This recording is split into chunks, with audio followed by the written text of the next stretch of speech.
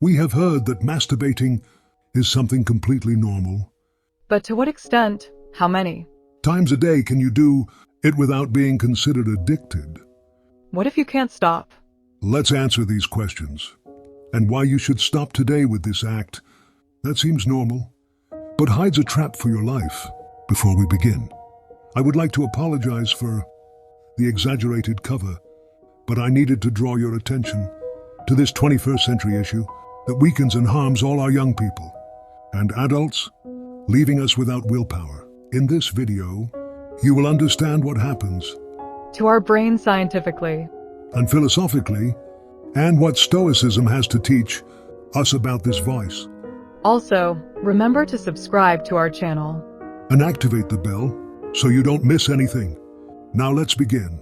Current medicine is quite clear in stating that masturbation is completely normal, not only in humans but also evidenced in dogs and other mammals. But this view of normal masturbation was not always so. In the past, masturbating was thought to be immoral, especially in men, because unproductive seed production prevented people from reproducing. In the case of women, it was believed that masturbation could distance them from men by finding pleasure on their own and without assistance. To this moral burden was added the physical burden, stating that masturbation caused diseases, so it was not advisable to practice it at all. But let's return to the present. What do we know about masturbation, especially for men suffering from insomnia? What is known is that it induces sleep. The French Institute of Health and Medical Research concluded that the male brain deactivates sexual desire. After orgasm, the cerebral cortex, the area responsible for conscious thought, goes to rest once the man reaches climax. This, in addition to nullifying the desire to continue having sexual relations, facilitates sleep. Therefore, many men fall asleep after sexual activity. But what is the problem? So what is wrong? Well, hidden in one of its benefits is a trap. And if you frequent this channel, you will see what I am talking about. Masturbation releases dopamine in your brain. This hormone is responsible for making us feel better, providing calm relief from stress reduction and a sense of reward. This is caused by dopamine and is so pleasurable that some people become addicted. The Diagnostic and Statistical Manual of Mental Disorders incorporated hypersexuality disorder. This classifies excessive masturbation under the category of obsessive-compulsive disorder, another vice that leads to mental and also familial destruction. In many cases, you won't be able to control yourself and you become a slave to yourself, a victim of lack of control. Thus, seeking relationships with prostitutes, sex with multiple people, and as we saw in a previous video, excessive consumption of pornography. These are ways that a dopamine-saturated brain finds to obtain pleasure. Pay attention, addiction to masturbation comes from chemicals released in the brain, and as our brain adapts to the release of these, it feels the need to continually find the codes that generated the stimulation. Your brain will start asking for more and more dopamine to achieve the same pleasure it had the first time, making you always have to keep looking for how to masturbate again. This reaches an exaggerated point when your brain realizes that the release of dopamine is excessive and begins to block receptors in an attempt to stop you. As a result, the person performs the pleasure act, in this case masturbates, but gets nothing, which frustrates them more than they already were.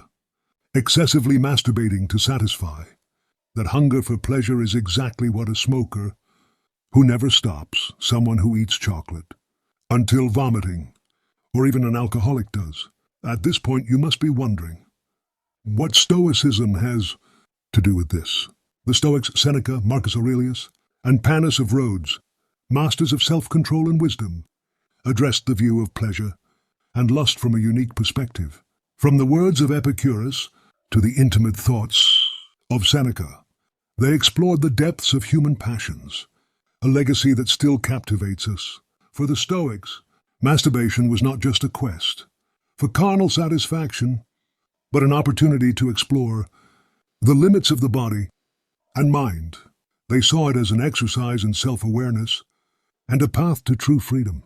In their philosophy, mastery over worldly passions and pleasures was a conquest that elevated the human spirit.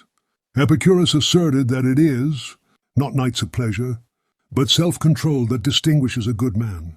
In this context, the ability to enjoy pleasure, while understanding and containing it, makes a difference. In someone who has reached a higher level of self-awareness, instead of being slaves to our desires, we must be their masters. As Seneca reminds us with his philosophical perspective, Stoic reflection on masturbation is not simply about repression, but deep understanding and self-mastery. This translates into the ability to direct our emotions toward a journey of conscious self-explanation.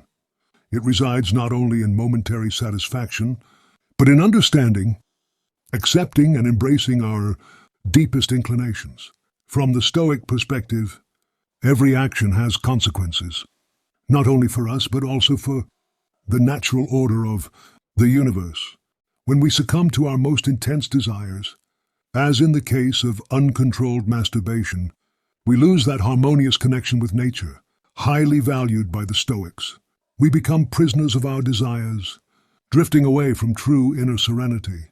Compulsive masturbation can trigger an emotional whirlwind within us, where guilt, shame, and dissatisfaction become constant companions.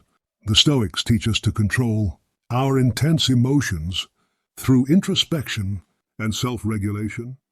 By consciously facing our emotions, we learn to manage them healthily and constructively.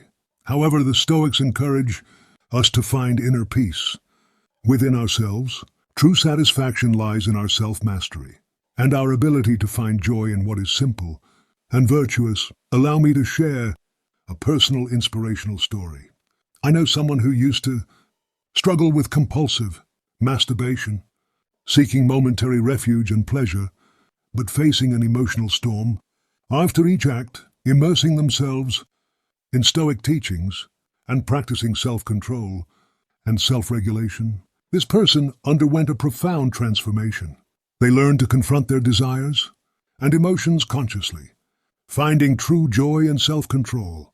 They now live a life of inner peace and authenticity, free from the slavery of momentary desires. True satisfaction comes from living in accordance with our deepest principles and values. When we yield to fleeting desires, we lose sight of what we truly value in life.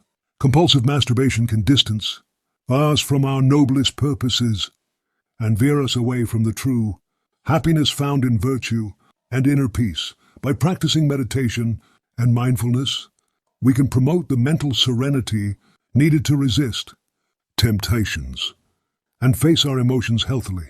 This compulsion becomes an obstacle to mental serenity, dragging us into regrets and steering us away from the peaceful peace found in self-control and moderation. My friend, what are you doing with your life?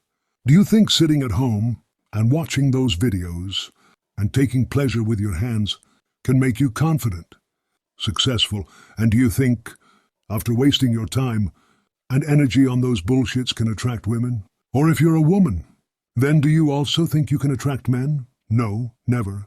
So my friend, think wisely. And I want you to write in the comment that I'm a powerful person. I've control over my mind. I choose to do what motivates me. I choose to do what improves me.